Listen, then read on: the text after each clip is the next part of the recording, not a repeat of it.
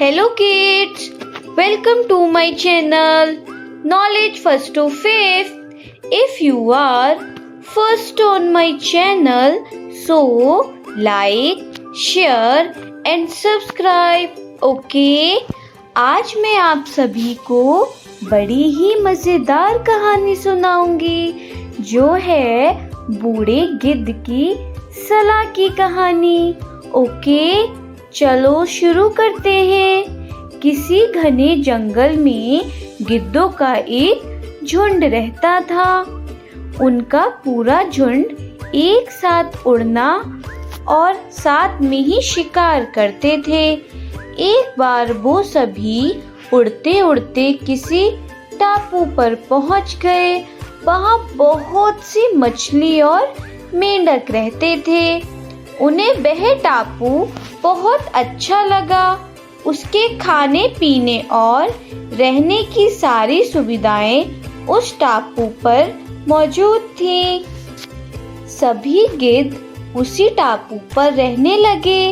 अब उन्हें शिकार के लिए कहीं जाना भी नहीं पड़ता था। सभी बिना किसी मेहनत के भरपेट भोजन करते और उस टापू पर असल में जीवन जीने लगे। उसी झुंड में एक बूढ़ा गिद्ध भी रहता था। वह बूढ़ा गिद्ध यह सब देखकर बहुत परेशान रहता था। उसे अपने साथियों की आलस भरी दशा देखकर चिंता होने लगे। वो सभी गिद्धों को कई बार चेतावनी भी देता कि मित्रों, हमें फिर से शिकार के लिए उड़ान भरनी चाहिए ताकि हम अपना शिकार करने की कला को और भी मजबूत बनाएं। अगर ऐसे ही आलस करेंगे तो एक दिन हम शिकार करना भूल जाएंगे। इसलिए हमें जल्द ही अपने पुराने जंगल में वापस जाना चाहिए। उस बूढ़े गिद्ध की सलाह सुनकर सभी गिद्ध हंसने लगे। वह उसका मजाक बनाने लगे।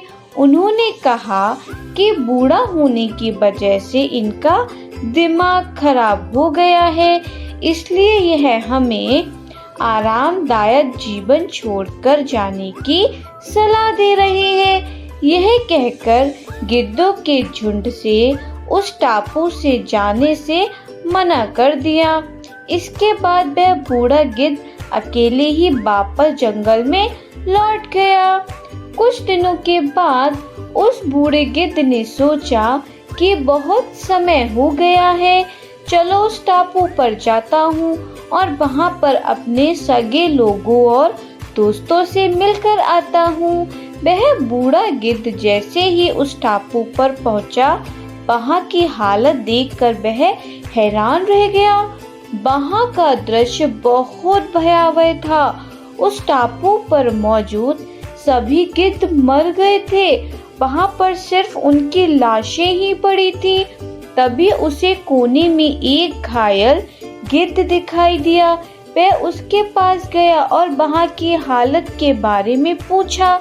उसने बताया कि कुछ दिन पहले इस टापू पर चीतों का एक झुंड आया था, जिन्होंने उन पर हमला कर दिया और सबको मार दिया। हम लोग बहुत समय से ऊंचा उड़े नहीं थे, तो हम अपनी जान भी नहीं बचा सके। हमारे पंजों में उनसे मुकाबला करने की क्षमता भी कम हो गई थी। उस घायल गिद्ध की बात सुनकर बूढ़े गिद्ध को बहुत दुख हुआ। उसके मरने के बाद बूढ़ा गिद्ध वापस से अपने जंगल में चला गया। बच्चों, इस कहानी से हमने क्या सीखा?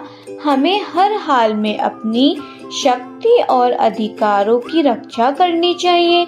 अगर आलस की वजह से हम अपने कर्तव्य करना छोड़ देंगे तो भविष्य में यह हमारे लिए घातक हो सकता है। ठीक है बच्चों, subscribe the channel. Take care, bye bye.